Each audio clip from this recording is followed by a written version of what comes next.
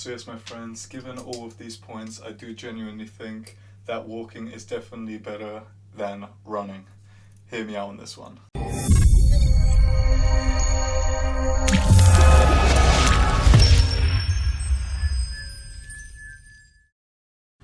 Hello my friends, back with another video. Thankful to be alive and cannot wait for the gyms to open. So if you're new to this channel, welcome, hello. My name is Vic and you know why you're here, those who are already on this channel. If you're not, purpose to help people with their fitness as best as I can.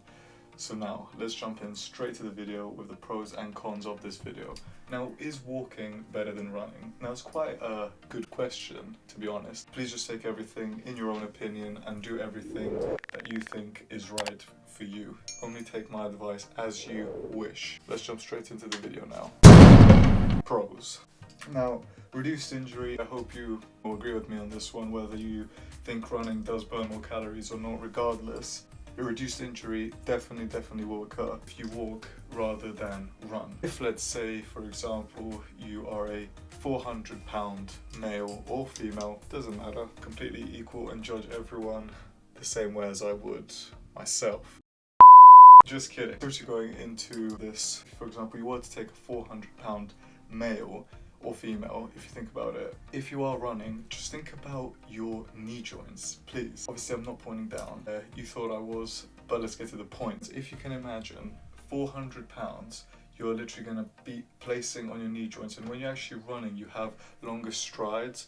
So in terms of like your flight time, it's actually longer, and you actually press into the ground harder with more force because you have an increased flight time. So you're actually pushing all your weight into the ground. So if you're 400 pounds or however much you weigh, it doesn't really matter really.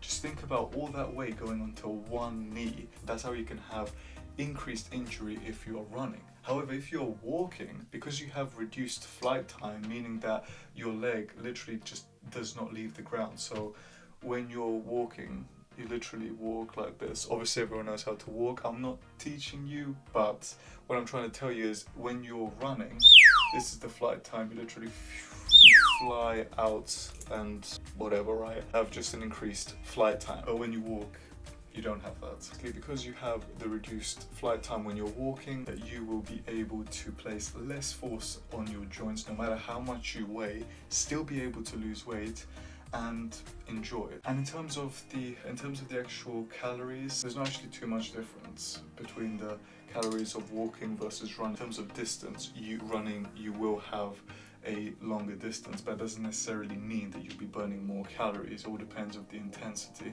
because running is a bit more intense. Yes, you may burn a bit more calories, but with walking you can still increase intensity through incline walks or actual weight. If you have like a bag, and if you have like a bag on, strap yourselves up with weight and then move. Do it in a lot of different ways. And also, it's actually more enjoyable, in my opinion, of course. If you want to do your own research on this, by all means, feel free. But again, this is my opinion and my advice on this. Next point, anyone can do it, my friends. Anyone that can mobilize can do walking, my friends. Very easy, it's not that difficult. It will not take you, crazy efforts to do it. So I mean, it's a pretty big win if you ask me, but that is me. I'm going to get to the graph analysis in a second. The next point I have here, which you probably can't see, is actually recovery time. In terms of your recovery time, you do recover quicker with walking. So for example, when you're actually going back to the gyms, which I cannot wait, in the 12th of April in the UK, literally when you go back to the gyms, you're going to be recovering quicker if you walk, because you're actually putting less mechanical tension on your muscles. When you're running, you're putting them in less stress. Because imagine if you were to squat the next day, you're increasing your chance of injury. But now, graph analysis. We all love graphs. I now know how it's like to feel like my maths teacher, and also the reason why he was not liked very much. I'm joking, Mr. W. Obviously, I'm not going to mention your name, but if you're watching this, you're a very cool dude, man.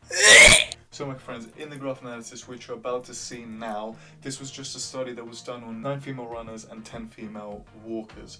Obviously, because it's a study, please understand that there can be limitations to the study, and there definitely was limitations to this study. Please understand the results is what the important thing is, just to give you guys sort of a statistical outlook into what happened with some of the hunger hormones that were tested in this study. So please do hear me out. We're going to be looking at 2 hormones in this study. Please do pay attention. Hey guys, so now we're here with the graphs. So let's just talk about the top left one, which says the total concentration of the ghrelin. So just a very brief introduction first of all of the ghrelin. The ghrelin is actually a peptide hormone basically secreted from specialized cells in the stomach, which helps stimulate your own appetite for obviously survival purposes, because if you didn't know you were hungry, then you wouldn't eat and your body would starve to death, right?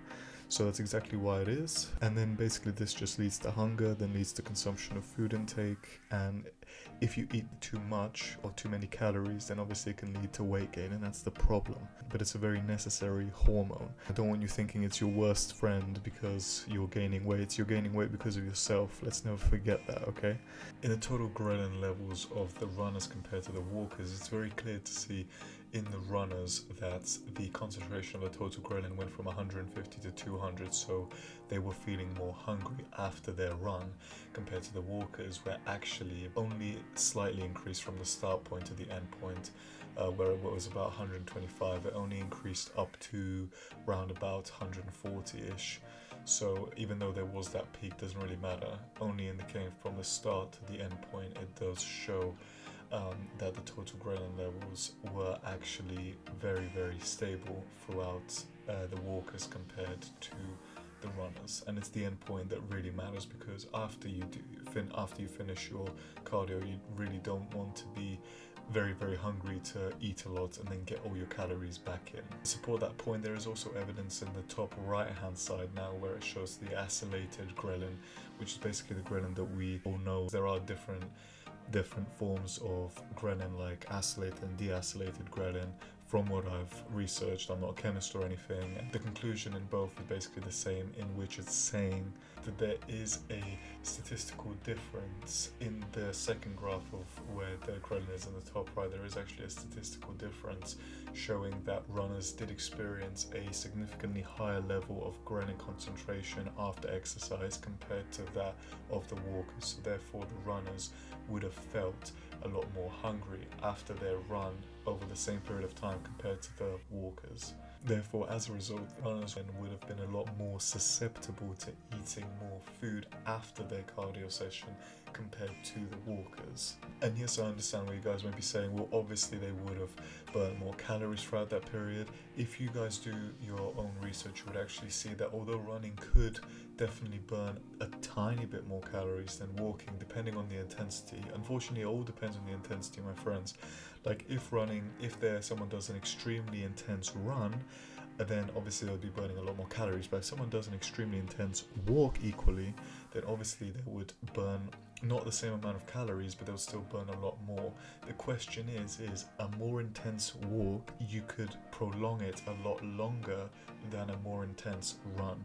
More intense run, you probably can't do it for longer than 20 minutes, half an hour, unless you're a really strong and good athlete. Whereas intense walk, most people could do that over a few weeks of training, and therefore you could actually, and this is like over 45 minutes, so you could definitely burn a lot more calories over a prolonged period of time and enjoy it more potentially as well. But again, my friends, it really does depend on your perception, as it's a very subjective idea, so you would have to do your own research to realize this. But anyway, my friends, I digress as I always do, so I do apologize so much for that. Please do not unsubscribe. So now let's carry on. So basically moving on with the peptide YY in the graph in the bottom left hand corner. So as you can see, the runners between the walkers, so there's actually, to be fair, from the start point and the end point, there's not actually much difference.